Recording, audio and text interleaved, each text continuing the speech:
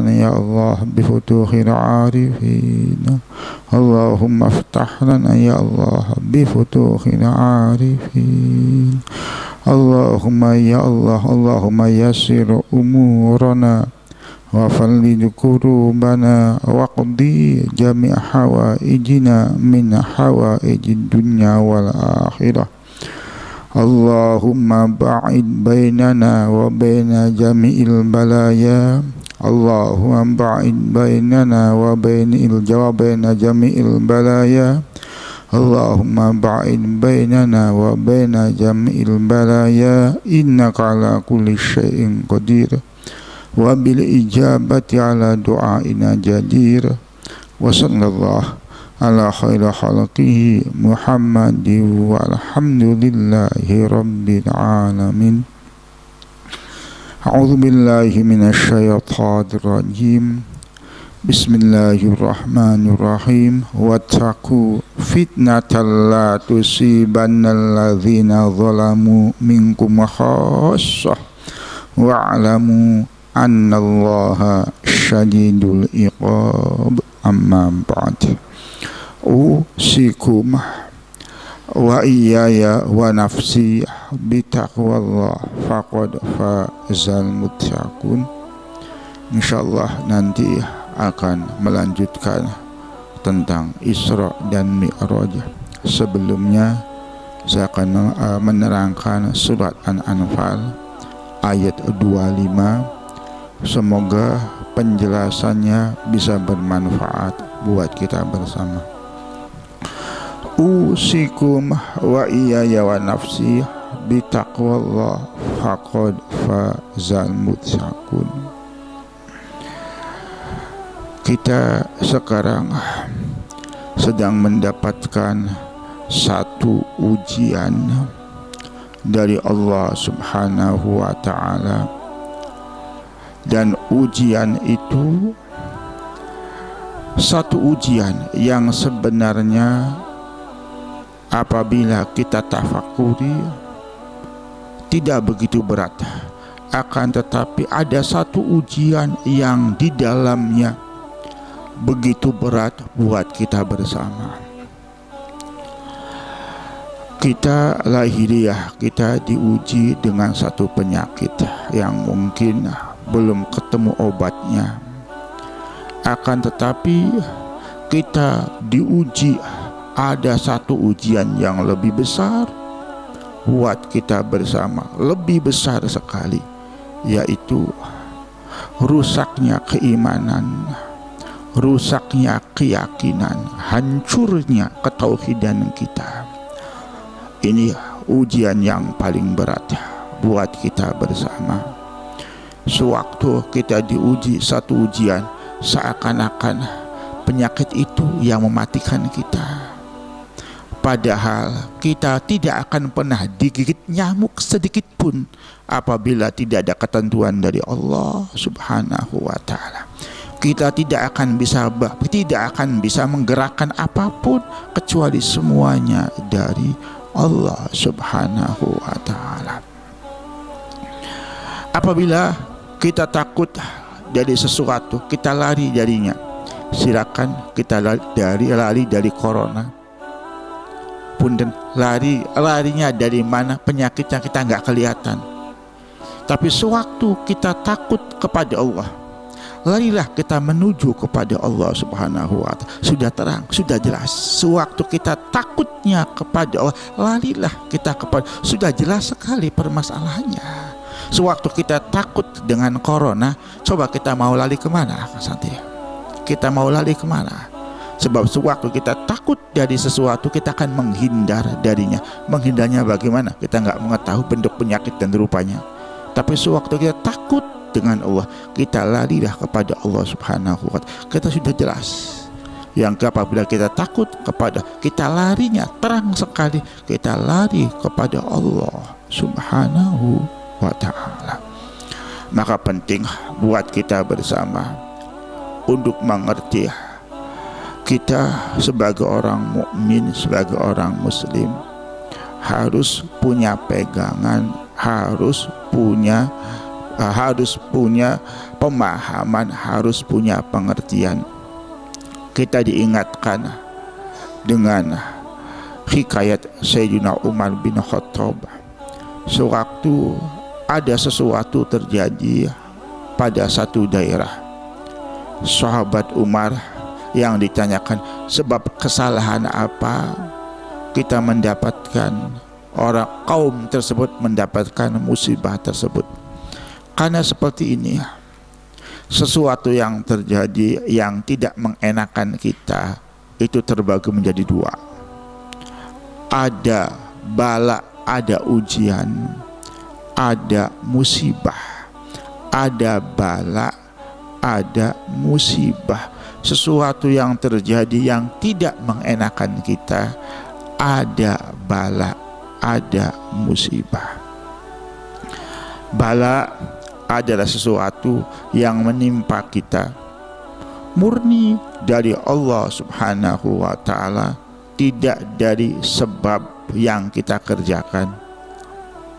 Hikmah dari bala tidak lain untuk mengangkat kita, untuk kita bisa lebih memahami, untuk kita meninggikan derajat kita di sisi Allah Subhanahu wa ta'ala. Ini bala.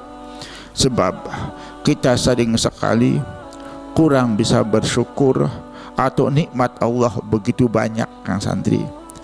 Syukur kita kurang atau ubudiyah kita kurang. Maka supaya jangan sampai kita mendapatkan adab, kita diuji oleh Allah supaya meningkatkan kualitas, supaya derajat kita tinggi sekali di sisi Allah Subhanahu wa ta'ala. Ini bala. Berbeda dengan musibah. Kalau musibah adalah sesuatu yang mengenai kita sebab tingkah laku kita. Ma asaba min musibatin fabima kasabat aidikum wa ya'fu an katsir. Musibah adalah sesuatu yang mengenai kita, sesuatu yang enggak mengenakan yang mengenai kita, yang disebabkan dari sebab tingkah laku kita, perbuatan kita. Apakah kita masih mengingat, Kang Santri? Apakah kita masih mengingat dalam ingatan kita harga jiwa orang mukmin tidak berarti pada bulan-bulan kemarin? Apakah kita masih mengingat dalam ingatan kita dosa yang begitu besar kita kerjakan rame-rame di negara ini, dengan kita sama sekali tidak merasa berdosa? Apakah kita masih ingat? Sesama orang mukmin saling menghina, sesama orang mukmin saling menjatuhkan, padahal ghibah lebih berat dari 36 perzinahan. Saling orang mukmin saling mengkafirkan, saling merendahkan, saling mempermalukan. Apakah kita tidak mengingat bahwa musibah yang Allah berikan sekarang ini sekedar sedikit sentilan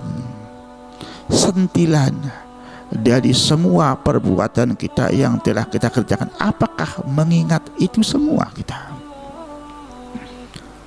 Sewaktu kita diuji oleh Allah dengan satu penyakit ribut, dan ributnya tambah kita jauh dengan Allah Subhanahu wa ta'ala. Jangan sampai kita menjadi orang-orang yang mendapatkan ukubatun wa tardun. Penyakit musibah buat orang mukmin bukan untuk menghancurkan orang mukmin, akan tetapi untuk memberikan peringatan kepada orang mukmin. Akan tetapi terkadang orang mukmin salah menyikapi yang awalnya adalah didikan dari Allah untuk mengingatkan kita, malah kita sikapi dengan kita tambah jauh dengan Allah, yang tadinya musibah menjadi adab dari Allah Subhanahu wa ta'ala. Sebab apa? Sikap kita yang salah menyikapi sesuatu yang datang yang dari Allah Subhanahu wa ta'ala. Akan saya terangkan satu persatu dulu. Kita ingatkan dengan surat Al-Anfal ayat 25. Di sini disebutkan wattaqu fitnatal la tusibannal ladzina zalamu minkum khassah. Wattaqu, takutlah kamu sekalian, fitnatan, terhadap satu ujian, la tusibanna, yang tidak datang ujian hanya alladzina zalamu minkum khassah, yang hanya datang kepada orang-orang yang zalim saja. Akan tetapi orang zalimnya terdapat satu ujian, orang yang tidak zalim terbawa-bawa mendapatkan ujian juga, terbawa-bawa. Ini yang jadi masalah, Kang Santri. Kita Masya Allah, usikum wa iyaya wa nafsiyah bitaqwallah faqad fazal muttaqun. Mungkin kita ikut rame, ikut tidak merasa dengan apa yang telah kita kerjakan. Harusnya kita mundur sedikit. Harga orang mukmin, wibawa orang mukmin, kewajiban yang saling menjaga telah dihancurkan. Martabat orang mukmin telah disobek-sobek. Padahal Allah telah menjelaskan apabila martabat orang mukmin halal atau dihalalkan, jiwa orang mukmin disobek-sobek, keagungan orang mukmin disobek-sobek, maka Allah akan memberikan satu ujian yang akan berat menanggungnya. Ujian yang begitu berat, kita akan menghadapinya. Coba mundur ke belakang, Kang Satria. Kita baru saja beberapa bulan kemarin menghalalkan wibawa orang mukmin. Kita enak mencaci orang mukmin, mempermalukan orang mukmin, menyalahkan orang mukmin di depan umum. Martabat orang-orang agung dihinakan dan yang lainnya. Masya Allah. Yang ditakutkan ini, sewaktu sedikit Allah memberikan ujian, ribut, disikapi dengan yang lebih jelek dari musibah tersebut. Apa? Hilangnya keimanan, hilangnya keyakinan kita kepada Allah Subhanahu wa ta'ala. Jauh kita dengan Allah Subhanahu wa ta'ala, bukan tambah mendekat kepada Allah. Sewaktu kita takut kepada sesuatu, kita menjauh darinya. Tapi sewaktu kita takut kepada Allah, mendekatlah kita kepada Allah Subhanahu wa ta'ala. Silakan kita takut kepada penyakit, menjauh dari penyakit, walaupun dikunci di bagaimanapun juga. Kalau datangnya penyakit dan musibah punten dari Allah, semuanya tidak ada yang menghindar. Dan kita kalau menghindar kemana? Dari penyakit. Tapi sewaktu kita takutnya kepada Allah, menghindarnya gampang. Kita menghindar kembali kepada Allah, bersimpuh di hadapan Allah, bersujud kepada Allah, mendekat kepada Allah Subhanahu wa ta'ala. Fafirru ilallah, fafirru ilallah, fafirru ilallah. Kembalilah kita semua kepada Allah. Kembalilah kita semua kepada Allah. Jangan sampai keimanan kita hancur, jangan sampai ketauhidan kita hancur. Kita boleh hati-hati, karena kita di dunia ini bukan sekedar hakikat. Ada hakikatnya, ada syariatnya. Ada hakikatnya, ada syariatnya.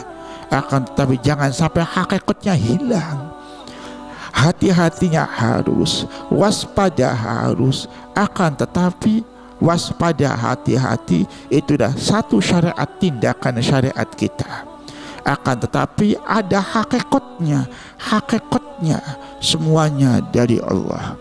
Bersimpulah kepada Allah, mendekatlah kepada Allah, minta ampunlah kepada Allah. Sewaktu kita mendekat, sewaktu kita minta ampun kepada Allah, maka Allah akan mengampuni, maka Allah akan memberikan kemurahan kepada kita. Dan yakinlah, tidak ada sedikit pun kita tertusuk duri, yakinlah tidak akan pernah kita digigit nyamuk, kecuali semuanya dari ketentuan dari Allah. Kalau Allah tidak menghendaki, nggak akan ada seseorang digigit oleh nyamuk, nggak akan ada. Kalau Allah tidak menghendaki, kita tidak akan sakit punyang saja, nggak akan. Kita sakit gigi nggak akan. Kita sakit punten sedikit panas nggak akan. Semuanya dari izin Allah, semua dari kudrat iradat Allah. Ini keyakinan yang harus ditanamkan dalam hati kita. Jangan sampai hilang keyakinan ini.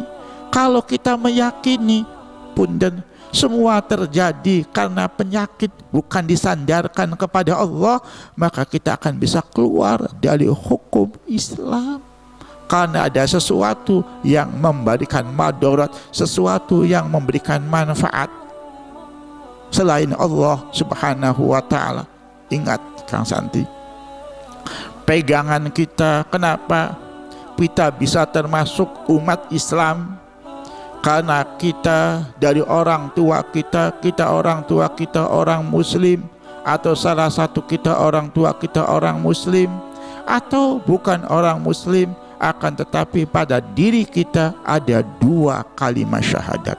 Ingat, pada diri kita ada 2 kalimat syahadat. Harus difaham makna 2 kalimat syahadat.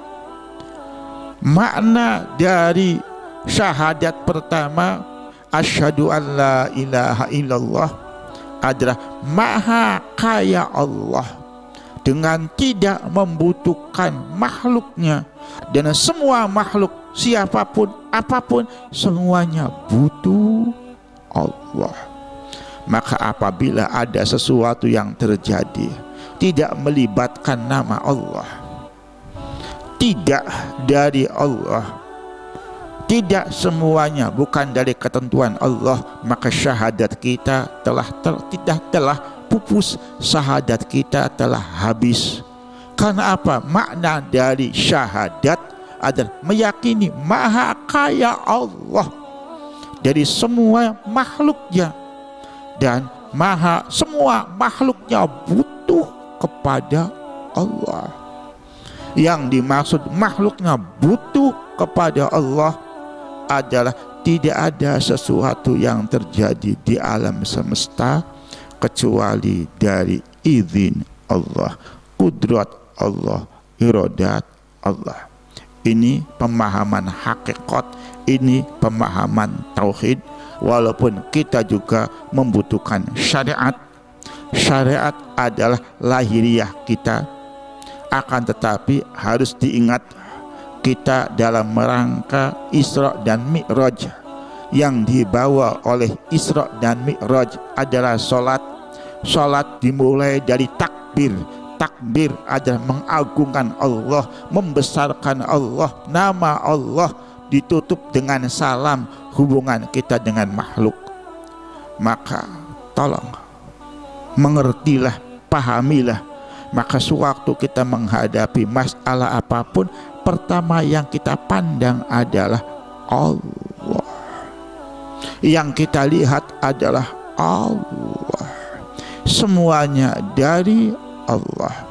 Apabila semuanya dari Allah, maka sikap kita, takut kita sewaktu menghadapi satu ujian, takutlah kita kepada Allah. Dari kesadaran kita, takutlah kita kepada Allah dari dosa-dosa kita. Takutlah kita kepada Allah dari sebab tingkah laku seseorang yang menyebabkan kita semua mendapatkan ujian dari Allah Subhanahu wa ta'ala. Wattaqu fitnatal la tusibannal ladzina zalamu minkum khassah. Dan Allah ingatkan, wa'lamu annallaha syadidul iqab. Ingat, apabila kita salah menyikapi, maka Allah akan berat sekali siksa Allah Subhanahu wa ta'ala. Bagaimana yang dimaksud kita salah menyikapi? kita melihat ujian di alam semesta ini, musibah di alam semesta ini berbeda-beda, bukan dari musibahnya. Mungkin musibahnya sama, satu penyakit, akan tetapi termasuk beda-beda tergantung bagaimana kita menyikapi. Ada ukubatun wa tardun atau takdzibun wa tardun. Sebenarnya awalnya bukan ukubatun wa tardun, kan nanti takdzibun wa tardun. Cuman karena tidak bisa menyikapi menjadi ukubatun wa tardun. Wa takdzibun wa tanbihun ziyadatun wa tarakun. Ini yang harus kita fahami. Ukubatun wa tardun atau takdzibun wa tardun. Ukubatun ini ada satu siksaan. Awalnya bukan siksaan, awalnya takdzibun, pembelajaran. Akan tetapi karena sikapnya yang salah, pembelajaran menjadi watardun, tolakan buat kita. Apa maksudnya ukubatun watardun? Ukubatun watardun ini adalah karena kita dari kelalaian kita, dari kesalahan kita. Allah memberikan peringatan kepada kita dengan satu ujian. Tapi sewaktu Allah memberikan peringatan kita satu ujian, sikap kita yang salah, tidak mendekat kepada Allah, tidak lebih kita menyungguhkan diri, tidak lebih kita bersujud, tidak kita bersimpuh di hadapan Allah, malah jauh dari Allah, tidak memperbincangkan kesalahan kita untuk kita kembali kepada Allah, akan tetapi meributkan segala sesuatu dari yang lahiriahnya tersebut, maka Allah tambah murka. Yang tadinya adalah takdzibun menjadi ukubatun, dan yang tadinya untuk mengingatkan menjadi watardun, maka namanya ukubatun watardun, yang awalnya sekedar ujian. Sekedar ujian untuk kita kembali kepada Allah, tapi dengan sikap yang salah menjadi ukubatun watardun. Ingatkan santri, kita ingatkan, kita punya dasar, kita punya pedoman, kita punya pegangan. Agama Islam adalah agama yang membekali kita dengan pegangan yang begitu istimewa, dan bukan sekedar pegangan yang istimewa, tapi syifaun likulli da'in, menjadi obat dari semua penyakit. Sebab wa nunazzilu minal qur'ani ma huwa syifa wa rahmatun lil mu'minin. Allah menurunkan Quran menjadi obat, jadi menjadi rahmat buat orang mukmin. Maka coba kita buka yang Allah berikan kepada kita, yang Allah sodorkan kepada kita. Kita baca sedikit surat At-Tur. Wa iyyaro kiswa minas sama'i saqita yaqulu sahabu markum. Ini gambaran orang yang tidak punya iman. Apabila orang yang tidak punya iman datang batu dari langit atau datang awan dari langit, maka mengatakan yaqulu sahabul markum, itu adalah awan yang bertumpuk. Itu mah biasa, awan-awan yang bertumpuk, mega yang bertumpuk. Tidak mengerti bahwa itu adalah punten peringatan buat kita. Sewaktu terjadi tsunami, maka yang kita katakan itu mah lempengan bumi yang bergeser. Tidak berpikir kalau lempengan bumi bergeser bisa jadi 100 tahun yang akan datang, atau 100 tahun punten sebelum kita dilahirkan. Kenapa datangnya sekarang? Maka sesuatu yang terjadi di alam semesta bisa jadi pakai ilmiah itu lempengan bumi yang bergeser, akan tetapi bergesernya lempengan bumi lalat saja tidak akan hinggap kalau tidak ada izin dari Allah. Maka lempengan bumi yang bergeser dengan sebab apa?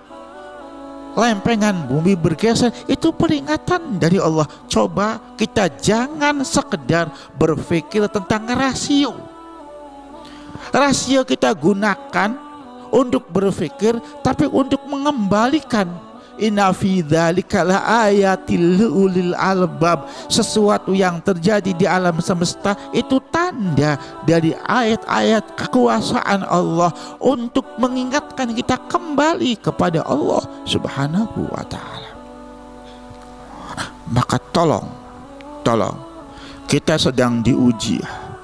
Insya Allah ujian ini tidak berat buat orang mukmin, insya Allah. Akan tetapi di dalamnya ada ujian yang begitu berat buat kita semua. Apa? Hilangnya keyakinan, tidak berpandangnya kita kepada Allah, seakan-akan yang memberi kematian adalah satu penyakit, seakan-akan yang memberikan musibah adalah penyakit. Padahal tidak akan ada penyakit apapun kecuali semuanya dari izin Allah. Kalau begitu Kang Gaji, apakah harus tenang? Apakah tidak punya persiapan? Salah. Kullun muyassarun lima khuliqalah. Ala lahul khalqu wal amru. Allah menciptakan alam semesta dengan alam kudratnya, dengan alam hikmahnya. Maka alam kudratnya kita sikapi dengan hakikat, kita kembalikan kepada Allah. Alam hikmahnya kita punya persiapan hati-hati buat kita bersama. Hati-hati buat kita bersama. Mungkin cara kedokteran pemerintah punya cara yang begitu istimewa, tapi dalam agama juga memberikan cara yang tidak kalah istimewa. Dalam agama juga tidak kalah istimewa. Maka saya sarankan dari mulai hari ini, khususnya apabila Kang Santri mengaji di Kamalul Mutaba'ah, khususnya atau ada kegiatan yang lainnya, alangkah baiknya usahakan untuk punya wudhu. Untuk punya wudhu.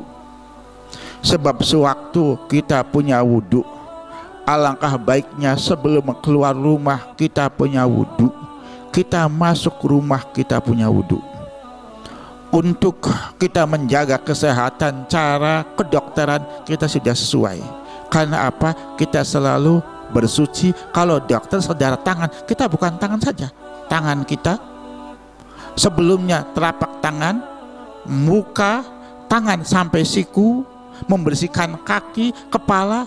Masya Allah, lebih sempurna apa yang diajarkan oleh agama Allah Subhanahu wa ta'ala. Lebih sempurna apa yang diajarkan agama Allah Subhanahu wa ta'ala. Sebelum keluar kita wudhu, kita setelah masuk kita wudhu.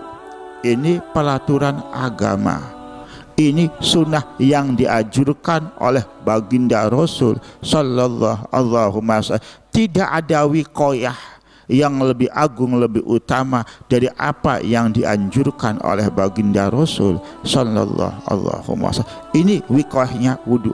Karena seperti ini Kang Santi, lahiriahnya wudhu bisa membersihkan bukan sekedar tangan, tapi membersihkan tangan, kepala, muka, kaki berserta sebab musababnya. Apa sebab musababnya? Dosa-dosa kita yang telah kita kerjakan. Bisa jadi musibah ini sebabnya dosa yang kita kerjakan. Apabila sebabnya dari dosa yang kita kerjakan, kita sewaktu kita berwudu, insya Allah kita akan diampuni oleh Allah Subhanahu wa ta'ala. Sewaktu kita telah diampuni oleh Allah, kita akan dijauhkan dari musibah yang akan menimpa diri kita apabila musibah ini dari sebab dosa-dosa kita. Maka jaga wudhu, jaga wudhu. Apabila setelah berwudhu ajal datang menyebut kita, kita tidak rugi. Karena apa? Kita mati dalam syahid akhirat. Karena kita punya wudhu, ikhtiar kita sudah. Kita sebagai makhluk, kewajiban kita ikhtiar, hati-hati, ketentuannya semuanya dari Allah. Sebab tidak akan ada Allah menggeser keadaan ajal. Semuanya sudah ditentukan oleh Allah Subhanahu wa ta'ala. Dan apalagi apabila kita melihat surat Nuh, sewaktu kita tunduk dan patuh kepada Allah Subhanahu wa taala, Allah berfirman buat kita bersama Kang Santri, bukan sekedar untuk bacaan saja. Allah memberikan firman-Nya solusi buat kita, ani'budullaha wattaquhu wa'ati'un yaghfir lakum min dzunubikum wa yu'akhirkum ila ajalim musamma. Apabila kita tunduk patuh kepada Allah, apabila takwa kepada Allah, Allah akan mengampuni dosa-dosa kita dan akan mengakhirkan dari ajal yang sudah ditentukan. Ini maksudnya apa? Ajal yang sudah ditentukan seperti ini. Apabila kita ditentukan ajal ini ada dua. Ada yang sudah dipastikan muhakkam, ada yang mabrom, masih bisa dita'alukkan. Apabila mabrom masih bisa dita'alukkan sebab dari dosa-dosa kita, sebab dari kesalahan-kesalahan kita, kita tunduk patuh kepada Allah, Allah akan mengampuni kita. Wa yu'akhirkum, dan yang tadinya akan mendapatkan adab Allah cabut, maka dimaksud mengundurkan ajar kita seperti ini. Yang harusnya kita tertimpa musibah atau harusnya kita ajal kita datang, kita diundurkan karena dosa kita telah diampuni, maka kita diundurkan dari ketentuan yang telah ada apabila disebabkan dari kesalahan-kesalahan kita. Ini diingatkan oleh Allah Subhanahu wa taala. Usikum wa iyaya wa nafsiyah bitaqwallah faqad fazal muttaqun. Kedua, ini harus sikap kita semua Kang Santi. Sikap yang nomor dua, ta'dzibun wa tambihun. Ta'dzibun, kitanya salah, maka diingatkan oleh Allah dengan adanya ujian. Kita maklum, kita mengakui emang kita banyak salah Kang Santri. Kita banyak salah, diingatkan oleh Allah. Ta'dzibun. Akan tetapi setelah kita salah, kita merenung, kita merasa berdosa, kita kembali kepada Allah, minta ampun kepada Allah, bersimpuh di hadapan Allah, watan bihun, akan menjadi peringatan buat kita. Dan yang tadinya kita diingatkan, kita akan menjadi hamba-hamba Allah yang dipilih oleh Allah. Sebab orang mukmin adalah orang yang paling peka dengan sedikit keadaan. Orang akan secepatnya kembali kepada Allah Subhanahu wa taala. Beda dengan orang durhaka, dengan dicolok-colok penyakit dan yang lainnya, tidak sedikit pun ingat kepada Allah Subhanahu wa taala. Apabila orang mukmin akan peka sekali, merasa bahwa ini tidak lain dari sebab kita yang salah. Allah memberikan peringatan kepada kita, maka kitanya secepatnya kembali kepada Allah Subhanahu wa taala, maka menjadi ta'dzibun wa tambihun. Kalau yang nomor tiga mungkin bukan golongan kita Kang Santri. Golongan tiga adalah ziyadatun wa tarakkun, adalah orang yang mendapatkan satu ujian khusus khusus untuk menambah ketinggian derajatnya di sisi Allah. Yang nomor tiga adalah orang yang tidak berdosa. Seperti para nabi, para kekasih Allah, Allah memberikan ujian terus kepada orang tersebut. Seperti apa yang dikatakan oleh baginda Rasul, asyaddukum bala'an al-anbiya fal amsal fal amsal. Ujian yang terberat adalah para nabi dan kekasih Allah Subhanahu wa taala. Ini bukan ukubatun wa tardun, bukan ta'dzibun wa tanbihun, akan tetapi ziyadatun wa tarakun, untuk menambahkan ketinggian derajat di sisi Allah Subhanahu wa taala. Maka tolong sikapi kita bersama, boleh kita hati-hati, maka harus kita hati-hati Kang Santi, karena syariatnya berhubungan dengan nyawa.